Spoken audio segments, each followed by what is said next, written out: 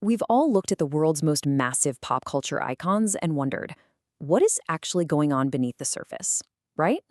Today, we're skipping the tabloids, throwing out the rumors, and we're going to uncover something way more fascinating in this explainer. We're going to map out exactly how human suffering literally gets transformed into global superstardom. So, why does extraordinary talent so often seem to go hand in hand with immense personal suffering? Culturally, we absolutely love the myth of the tragic artist. We tend to view it as some sort of random curse, like it's just the price you pay for being gifted. But what if we approach this completely differently? Not as some romantic tragedy, but as a rigid biological and psychological puzzle. What if the pain and the talent are actually just two sides of the exact same physiological system? To decode this puzzle, we're going to use something called the Brain Kinematics Model, or BKM for short. Think of this as our decoder ring. Rather than looking at a person's life as just a random string of events, the BKM treats the brain as a constantly evolving network. It's made of reorganizing memory structures, emotional attractors, and strain flow pathways. Now, in this framework, emotional strain isn't just pain that you feel and then forget about. No, it's an energetic input. It's an intense physiological pressure that actively demands your brain reorganize itself, just to find balance. Okay, let's dive into Section 1, our prime case study, Michael Jackson's strain pathways. If we map Michael's early life, we immediately see a massive influx of childhood strain. We're talking economic insecurity, brutal rehearsal schedules, and incredibly strict discipline. And this brilliantly illustrates what the BKM calls a dual attractor system. On one side, you have his father, Joseph Jackson. He's the performance strain attractor. This pathway literally wired achievement directly to fear, discipline, and competition. But then, on the exact opposite side, you have his mother, Catherine. She's the emotional stability attractor, representing safety, acceptance, and affection. So throughout his entire life, Michael's psychological system would basically oscillate wildly between these two magnetic poles. He was constantly driven by the father's strain while desperately seeking the mother's safety.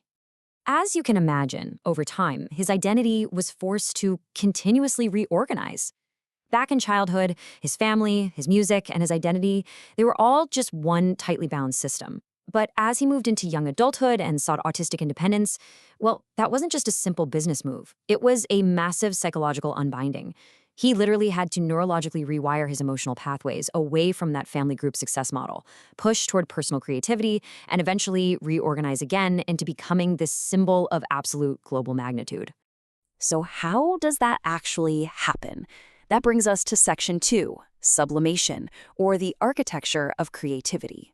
In psychology, taking childhood suffering and transforming it into something deeply productive is called sublimation. And we can see this BKM cycle happening right here in real time.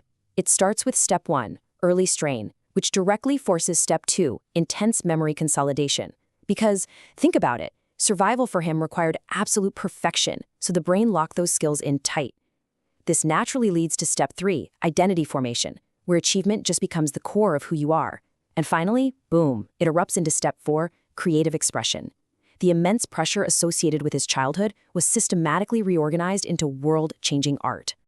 But here's the thing, the brain still desperately craves balance. Just look at the stark contrast between his childhood experience and his adult ideals.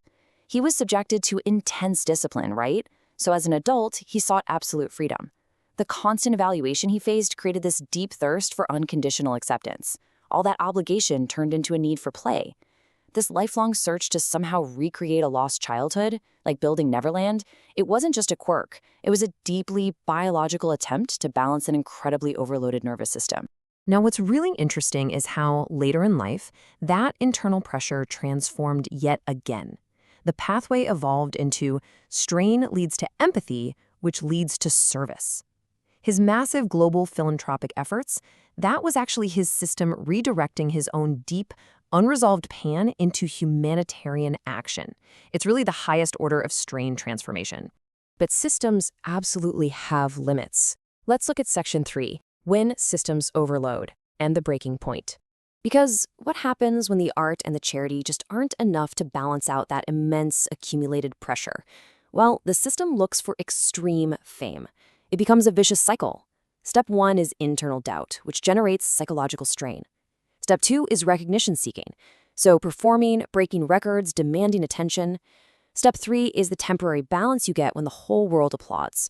But that relief is incredibly short-lived, which inevitably drags you into step 4, renewed need. Public admiration basically became a temporary strain regulator for him, but one that required constant, exhausting feeding. And this creates a truly terrifying trap, the dual effect of fame. On one hand, sure, fame acts as a pressure release. It gives you immense validation and financial security. But simultaneously, it generates massive new strains. It creates extreme isolation, deeply unrealistic expectations, and literally zero privacy. To maintain any sort of emotional equilibrium, the brain often starts constructing self-deceptive narratives like, my achievements prove my worth, which unfortunately only deepens the isolation and vulnerability when reality actually hits. So the crucial point here is what happens when you combine chronic strain with reduced recovery time. And remember, recovery is almost impossible with the isolation of fame. What happens is the brain's natural balancing mechanisms begin to completely fail.